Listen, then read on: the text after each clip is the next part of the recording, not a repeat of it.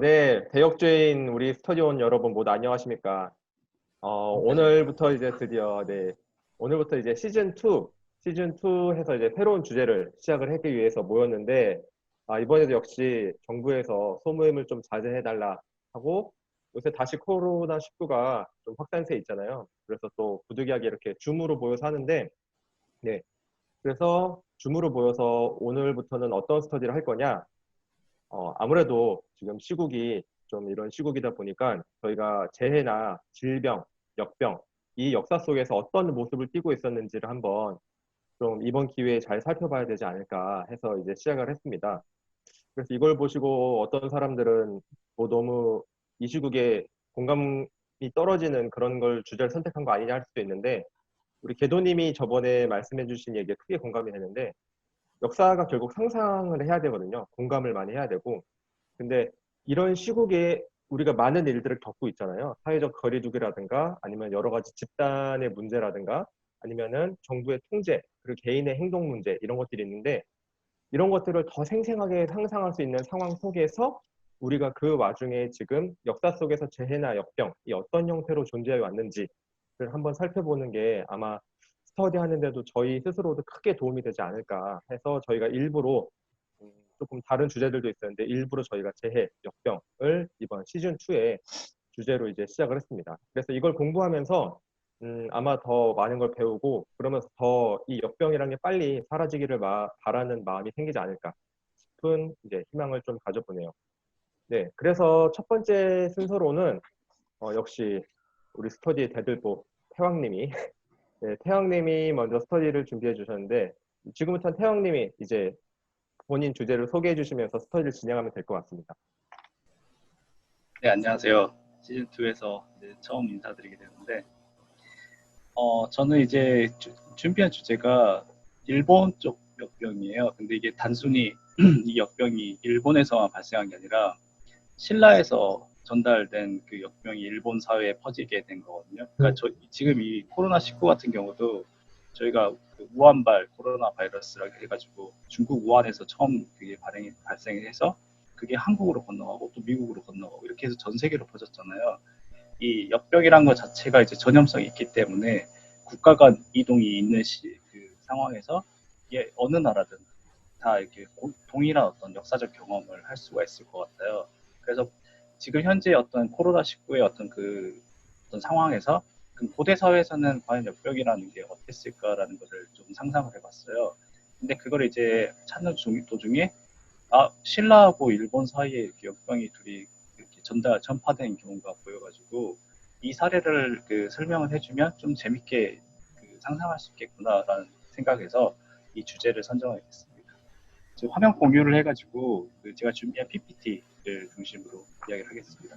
중간중간에 제가 발표하는 건 아니니까 코멘트 하시거나 아니면 말씀하시고 할 수 있으면 중간중간에 말씀해 주세요. 네. 있습니다. 활성화. 그렇습니다. 737년 일본 사회를 휩쓴 천연두의 광풍. 주제는 이제 신라에서 일본에 전파된 질병의 역사라는 주제입니다. 그래서 이제 처음에 이제 이 두창이 이 737년에 퍼졌는데 이게 과연 어떤 병인가라는 걸 먼저 살펴봐야 될 것 같아요. 그래서 한국에서는 일단 이 마마 혹은 손님이라고 불렀어요. 근데 이제 홍역이나 수도 같은 경우는 작은을 붙였는데 이 두창 같은 경우는 큰으로 붙였거든요. 그러니까 굉장히 그 말 자체가 좀 파괴력이 굉장히 컸다, 무서운 질병이다라는 걸 볼 수 있고요. 이제 이 두창을 보통 천연두라고 쓰기도 하는데 이건 이제 일본식 근대기에 이제 근대의학이 일본에 전파되고 일본식 한자로 변환되는 과정에서 천연두로 바뀝니다. 그래서 한국어로 이제 이야기를 하면 두창이 맞는 표현입니다. 그리고 이게 이 두창이라는 게 공기 감염으로 전파되는 질병인데 이 치사율이 굉장히 높아요. 걸리면 거의 둘 중 하나는 죽는 거니까 굉장히 무서운 질병이라고 할 수 있죠. 지금 코로나 같은 경우는 그래도 치사율 자체가 2%, 1% 이렇게 되니까 죽음의 어떤 공포가 그렇게 심하진 않는데 이거는 거의 둘 중 하나가 죽으니까 걸리면 정말 죽겠다 이런 생각이 들었을 정도로 무서운 질병이었던 것 같아요. 이게 증상이 일단 고열이 나고 그다음에 온몸에 종기가 나요. 이 사진을 이제 구글 같은 데서 검색을 해보면 굉장히 좀 약간 혐오스러운 어떤 사진들이 많이 있어요. 그리고 이제 이런 고열증 종기가 나고 치유된 다음에도 이제 문제는 이제 고열 때문에 뇌가 손상되거나 시력이나 이런 것들이 몸의 기관이 이상하게 상실이 됩니다. 그리고 이제 그 피부에도 이제 그 곰보라고 하죠. 이렇게 곰보가 자국이 계속 있거나 아니면 피부가 괴사되는 경우도 있어가지고 후유증도 굉장히 심한 질병이 나올 수 있습니다. 근데 이게 이제 그 서양에서 그 제니가 발견했는데 그 이 소들도 이 우두 그러니까 두창에 걸려요. 그래서 우두라고 하는데 콧물을 흘리면서 그 소가 굉장히 시름시름 앓거든요. 근데 소들이 다 이 병에 걸린 데서 죽지 않고 살아나는 확률이 되게 높아요. 그래가지고 그게 이제 사람보다는 바이러스 그 치사율이 낮은 그런 건데, 그래서 이 우두에 걸렸다가 치유된 소의 고름을 이제 짜내가지고 그걸 사람한테 접종을 해요. 그러면 이제 이게 그 사람한테 그 전파되는 두창 바이러스보다 약하니까 사람이 이제 이걸 이겨내는 어떤 그런 그 면역 체계를 만드는 거죠. 그러면 이 다음부터 이제 이 두창에 걸리지 않게 되는 이 방식으로 썼습니다. 이건 이제 고전적인 방식이고, 최근에는 이제 그 화학이나 그 과학 기술 발달을 해서 그 두창 바이러스에 대항하는 그 새로운 바이러스를 개발해가지고 접종하고 치유할 수 있는 치료제가 발견됐어요. 그래서 이제 그 이후에는 이 병이 이제 더 이상은 걸린 사람이 없어요, 전 세계적으로. 이제 인류 최초로 박멸된 질병 중에 하나가 이 두창이라고 할 수 있습니다. 근데 문제는 그 앞서도 계속 설명드렸듯이 이게 퍼지면 다 죽는 병이기 때문에 이 병이 퍼졌다 이러면 온 나라가 진짜 난리법석이 나는 어떤 그런 질병, 굉장히 무서운 질병 중 하나라고 할 수 있습니다. 넘어가도 될까요? 네. 그래서 이제 일본으로 이제 넘어가서 730년대에도 일본에서 두창이 굉장히 많이 발생했거든요. 이 주제인 737년뿐만 아니라 거의 1, 2년에 한 번씩 두창이 그 전파가 퍼졌는데, 그 가장 심한 시기가 735에서 737년이에요. 근데 이게 정확한 통계치가 아니지만 일본 학자들의 어떤 추산치에 따르면 사망자가 100에서 150만, 3년 만에 그렇게 나왔어요. 근데 이 8세기 전반의 일본이고 450만이니까 거의 4분의 1가량의 그 일본인들이 죽었던 그 질병이 두창이라고 할 수 있습니다. 근데 이제 이 중에서도 특히 737년이 굉장히 심했다고 이렇게 기록에 남아있는데, 그 밑에 이제 그 소일본기라고 해가지고 일본의 역사를, 고대 역사를 기록한 그 역사서를 보면 그 737년 마지막 구절에 이게 정리가 되어 있습니다. 그러니까 일본서기나 소일본기를 보면 각 해의 마지막에 그 해의 어떤 그 사건을 종합하는 어떤 그 사관들의 어떤 그 이야기를 쓰고 있는데, 한번 읽어보겠습니다. 그해 봄에 두창이 크게 발병해서 측부시, 그러니까 지금의 현재 규슈에서 이게 이제 발생해서 여름을 지나 가을까지 미치니 공경, 그러니까 높은 관료 포함해서 천하의 백성들이 잇따라 죽어 헤아릴 수가 없었다. 지금까지 이런 일은 없었다. 라고 해서 한자로 근대 일의 미지유야라고 해가지고 지금까지 없었던 굉장히 막강한 그 질병이 일본 사회를 휩쓸었다. 737년에 하는 것을 기록으로 남겨두고 있습니다. 자, 넘어가겠습니다. 잠깐, 저 되게 네. 사소한 질문이 있는데, 네네. 너무 사소해서 민망한데, 괜찮습니다. 공경 이하 천하의 백성들이라고 했잖아요. 네네. 여기서 공경이 포함되는 거예요, 안 되는 거예요? 누가요? 이 천하 백성들이요? 그 공경 이하 천하의 백성들이라고 돼 있으면은, 네. 공경도 포함돼서 역병의 영향을 받았다는 거예요? 아니면 공경은 빼고 그 밑에 있는 백성들이 받았다는 거예요? 공경도 포함인 거죠. 포함인 예. 거였죠? 네네. 포함해서 천하의 백성들 전체가 다 그 타격을 받았다는 건데, 이게 그 다음 제가 이제 발표하는 부분에 나옵니다. 그러니까 네네네. 공경들이 타격도 엄청나게 받았어요. 어, 네, 그 부분을 이제 제가 알려드리겠습니다. 네. 이 천하 백성들이 죽은 거는 이제 위에 그 나와있던 그 사망 자 수만 보더라도 굉장히 파급력이 높았는데, 이게 단순히 가난한 사람들만 걸리는 병이 아니었어요. 그래서 공경 부분을 제가 추후에 설명드리겠습니다. 넘어갈까요? 네. 자, 그 다음에 이제 이 질병이 737년 일본을 휩쓸었던 이 질병이 이제 일본에서 발생했냐 아니면 이게 신라에서 전파됐냐, 이 설이 좀 이게 갈리거든요. 근데 일본 측 연구자들이라든가 한국에서 연구하는 이제 대다수의 연구자들은 이제 신라에서 일본을 건너갔다는 게 다수설이고 통설입니다. 그러니까 최근에는 이거에 대해서 반발도 있긴 하지만 어쨌든 그 많은 사람들이 이야기하는 거는 이 730세 질병은 신라에서 옮겨간 게 맞다라는 그 입장에서 제가 설명을 드리겠습니다. 일단 이 신라에서 일본으로 그 질병이 퍼졌다라고 한다면 이 730, 그러니까 이 고대 사회에서 그 한반도에 있었던 신라와 일본이 어떻게 교류를 했는지를 좀 먼저 살펴봐야 될 것 같아요. 그래서 이제 이 신라에서 일본하고 오고 가는데 그 일정에 따라 조금 다 그 시차가 있긴 하지만 보통 한 달에서 두 달 정도가 이제 소요가 됩니다. 그래서 그 경로를 보면 일단 이쪽이 지금의 경주죠. 그러니까 이 시기에 통일신라 시기인데 이 밑에 있는 울산 혹은 김해 쪽에서 출발을 해서 규슈, 오늘날의 규슈에 합니다. 도달합니다.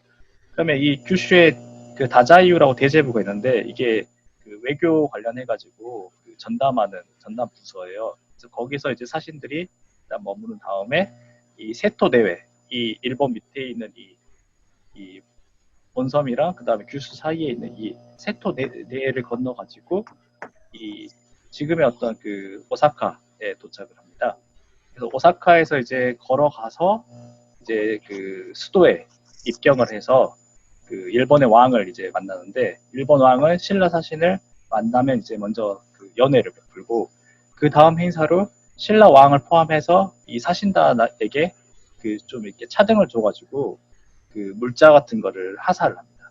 그러니까 일본이 자기들이 이제 신라가 속국이라는 어떤 그런 이념을 이제 그 강화하는 어떤 행사를 하는 거죠.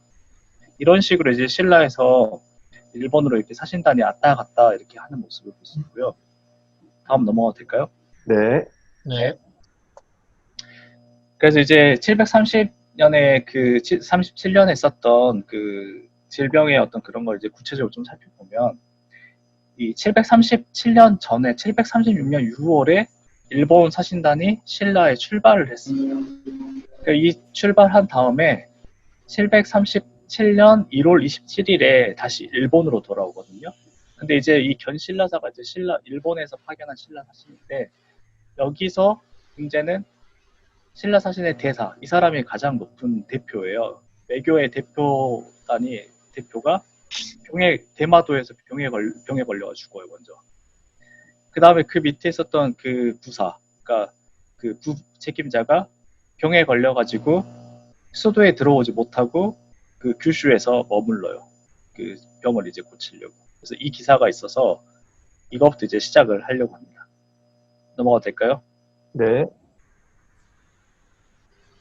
자, 그래서 이제 그 신라로 파견됐던 사신단이 2월 15일에는 그 일본 수도에 이제 들어와서 그 일본 왕을 만나가지고 이제 보고를 합니다. 그래서 신라에서 이런 일이 있었다라고 해가지고 보고를 하는데 이때 5위 이상 6위 이하 관인들, 그러니까 대다수의 관인들을 다 불러가지고 의견을 청취를 합니다. 그러니까 그 일본 그 신라에 갔던 사신단과 이 궁궐에 있었던 그 관료들이 같이 이렇게 만나게 된 거죠. 이때부터 아마 전파가 시작된 것 같아요. 근데 이제 결정적으로 아까 그 병에 걸려가지고 수도에 들어오지 못했던 그 부사가 이제 다시 3월 28일에 수도에 들어오게 됩니다. 그러니까 본인 입장에서는 이제 다 나았다고 생각한 거예요. 지금의 무증상자하고 똑같은 것 같아요. 본인은 낫다 생각했는데 바이러스가 몸에 잠복돼 있는 상황인 거죠. 그래서 이 부사가 조정에 와서 배조, 그러니까 신하들 앞에서 왕에게 이제 보고를 하는 그런 걸 한 거죠. 넘어가도 될까요? 네. 그래서 이제 이 사람이 3월 28일에 들어왔는데 4월 19일부터 이제 그 부사가 머물렀던 그 다자이유에서 역병이 창궐하기 시작합니다. 그러니까 이 사신은 떠났지만 거기에 머물러 있었던 그 지역에 이제 역병이 퍼지기 시작한 거죠. 그리고 이게 그 부사가 수도에 또 오면서 수도에까지 퍼지게 돼요. 그래서 6월 달에 기사에는 그러니까 그 왕과 신하들이 만나가지고 업무 보고를 하는 그걸 아예 폐해버립니다.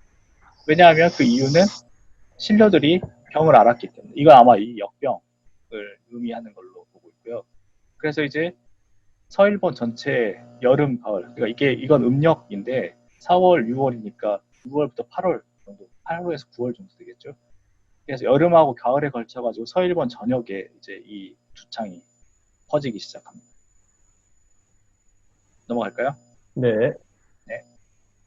자, 그래서 이제 고위 관료들이, 왕경에 있었던 고위 관료들이 다 대거 사망하게 되는데, 이게 통계 자료가 있어요. 이게 그 소일본기에 죽었던 대신들의 명단을 하거든요. 그 최근에 미국에서도 뉴욕타임즈에 보면 제1면에 죽은 사망자들의 그 명단을 쭉 쓰잖아요. 이 소일본기에 있는 사료에도 그 죽은 신료들의 명단을 쭉 쓰고 있어요. 그래서 그거를 품위에 따라서 해서 나눴는데, 이 밑에 품위도 있지만 이제 그 좀 높은 고위급 종 5위 위 이상이 일반적으로 일본식 귀족으로 이제 통칭되는 그런 집단인데, 죽은 사람들 보면 92명 정원 중에 사망자가 36명이에요. 그러니까 지금 40%가량이 죽어버리니까 완전히 조정이 완전 마비되겠죠. 그러니까 반토막이 난 거예요. 이 조정에서 업무를 진행해야 되는 사람들이 조회도 지금 못하고 있고, 8월이 되니까 관료들이 다 죽어버렸어. 관료들만 죽은 게 아니라 아마 그 가족들도 다 죽었을 거고, 아마 그 수도에 있었던 사람도 완전히 뭐 거의 한 반 이상이 죽었을 거라고 이렇게 추정을 하고 있습니다. 넘어갈까요? 네. 네. 이제 근데 결정적으로 이 백성들도 많이 죽고 그 관료들도 많이 죽었는데, 일본 역사를 뒤바꿨다라고 지금 평가를 받는 이유 중에 하나는 뭐냐면, 이 737년 역병이 이 후지와라 가문이 완전히 없어져 버린 거하고 그 연관이 되어 있습니다. 그럼 이제 이 후지와라 가문이 도대체 지금 우리나라 말로 이제 그 등원 씨라고 하는데, 이 후지와라 가문이 뭐 하는 사람들이냐라고 했었을 때 보면, 이 가마타리라는 사람이 있는데, 이 사람이 이제 이 후지와라 후이토라는 사람의 아버지예요. 근데 이 사람이 그 아스카 시대에 있는 그 곤신 집안이 소아씨라고 있어요. 근데 이 소아씨가 이제 황제, 그러니까 일본 왕을 막 바꾸고 외척으로 이렇게 엄청나게 어마어마한 권력을 잡고 있었거든요. 근데 이제 그것에 대한 반대 대항마로서 이 후지와라 가문이 부각이 된 거죠. 그래서 후지와라 가문이 어떻게 보면 쿠데타를 일으켜가지고 이 소아씨를 없애버려요. 없애버리고 천황을 세워요. 그러면서 그 천황이 공이 뛰어나다라고 해서 이 사람한테 가마타리에게 후지와라라는 성을 내립니다. 그래서 이 후지와라라는 가문이 그때부터 시작이 됐어요. 근데 이제 이 아버지가 죽고 이제 후지와라는 그 후이토가 왕에 이제 집정을 하게 됐는데, 이 사람도 어마어마한 권력을 했어요. 자기 아들들 사형제가 있는데, 이 아들들이 각각 고위 관료직을 다 차지하고 있고, 자기 두 딸이 미야코나 고무시는 천황과의 그러니까 외척이 돼요. 혼인을 시켜가지고. 그러니까 집안 자체가 어마어마한 어떤 권세를 가지고 있었고, 그 당시 일본의 어떤 가장 제1의 가문이라고 할 수 있습니다. 넘어가도 될까요? 네. 근데 이제 문제는 그 737년에 역병이 퍼져가지고 후이토는 이미 죽었죠. 후이토 아들들이 이제 그 후이토를 대를 이어가지고 그 조정을 장악하고 있었는데 다 죽어버려요. 그러니까 일단 후지와라 사형제가 있는데 4월 달에 그 3월 달에 그 부사가 일본에 들어왔잖아요. 그때 아마 전파된 것 같아요. 4월 17일에 첫 번째로, 둘째가 전염병에 사망해요. 그리고 좀 텀을 두고 7월에 넷째가 사망. 같은 달 25일에 장남 사망. 그 다음에 가장 마지막으로 8월에 셋째가 사망했어요. 그러니까 후지와라 사형제가 모두 다 사망해가지고 후지와라 가문을 이끄는 그 직계가 완전히 없어져 버려요. 그래가지고 정권 자체가 아예 붕괴가 돼버리는 어떤 상황이 됐고, 문제는 앞서 살펴봤듯이 관료들도 거의 반 이상이 날아가 버리고, 이 관료들을 실질적으로 이끌어도 후지와라 가문의 사형제들이 다 없어져 버려요. 이 책임자들이 다 사라져 버린 거죠. 그러니까 이렇게 되니까 완전 일본 조정은 난리가 난 거예요. 자, 넘어가도 될까요? 네. 그래가지고 이제 일본 조정에서 이제 일본 왕이 이제 사회에 너무 이제 역병이 사회에 너무 심각하니까 그럼 이걸 어떻게 해야 되느냐라고 해가지고 굉장히 다양한 그 방식으로 대응을 하게 되거든요. 근데 크게 나눠보면 현실적인 어떤 대응과 그다음에 그 미신적인 대응이 있어요. 그러니까 이 시기에는 이 부창이라는 거를 마마신이라고 해가지고 신이 노해서 역신이 노해가지고 이 병을 몰고 왔다. 그러니까 이 역신을 뭔가 위무하고, 그다음에 이 역신을 달래서 이 역병을 물리쳐야 된다라는 게 이 당시 고대 사람들의 생각이었어요. 그래서 이 두 가지 측면에서 살펴보면, 먼저 현실적인 측면에서는 병에 걸린 사람들한테 탕약이나 식량을 보내요. 이 당시에 그 역병에 걸린 사람들이 역병이 엄청나게 퍼진 이유 중에 하나가 기근 때문도 있거든요. 그러니까 굶주리니까 그 면역 체계가 없어지고 그러면서 병이 쉽게 걸려서 쉽게 죽으니까 식량을 내리면서 동시에 약을 이렇게 무상으로 지원하는 정책을 펴게 됩니다. 그 다음에 이제 두 번째부터 네 번째까지는 미신적인 약간 측면, 종교적이고 미신적인 측면인데 첫 번째는 첫 번째는 대사면을 해요. 그러니까 억울하게 옥살이를 해가지고 이거 고난이 있는 사람들을 좀 기록을 살펴가지고 이 사람들을 풀어주게 해서 그 원한을 없애자라는 걸 이제 대사면 동안 대응을 할 수 있고 또 두 번째는 이제 신기적인 것, 그러니까 신적인 어떤 걸 통해서 대응을 하는데 여기서 이제 일본의 특색이 나타나요. 일본에는 이제 각 지방마다 모시는 신들을 모시는 신사가 있잖아요. 그 신사에 패백을 바치고 그 패백을 바친 다음에 그 신들을 기쁘게 한 다음에 기도를 해서 이 역병을 물리쳐 달라라고 이렇게 소문을 냅니다. 그리고 또 하나는 그 산과 천에 기도를 하고 하늘과 땅의 신에게 제사를 지내가지고 이걸 역병을 물리쳐 주세요라고 또 이제 그걸 빌게 됩니다. 또 이제 시원부 천왕이 이제 역병 이제 그 불러 올령들, 그러니까 그 오난을 품고 죽었던 그 귀신들을 위무하기 위해서 직접 왕경 밖으로 나가가지고 그 영모 혐의로 해서 인해서 그 전에 그 죽었던 황족들의 지위를 회복시켜줍니다. 그러니까 얘들의 어떤 오난 때문에 이 역병이 퍼졌다라고 이렇게 이해하는 것을 잘 볼 수 있죠. 그다음에 이제 마지막으로 불교적인 것을 통해서 대응을 하는데 이게 이제 이 시기에 독특하게 주목해서 살펴봐야 할 부분이에요. 그러니까 그 전에는 이제 이 앞에 있었던 세 가지는 그 전에 역병이 있었을 때도 공통적으로 했던 건데 이 불교적인 거는 이 8세기에 들어가지고 굉장히 강조가 된 그 새로운 방안 중 하나거든요. 그래서 이제 승려들을 궁중에 불러가지고 이 대반야경이나 채승환경이라는 책을 읽게 해요. 불경책을. 그래서 이 책을 읽으면 뭔가 이 질병을 막아줄 수 있을 거다라고 이렇게 믿게 되는 거죠.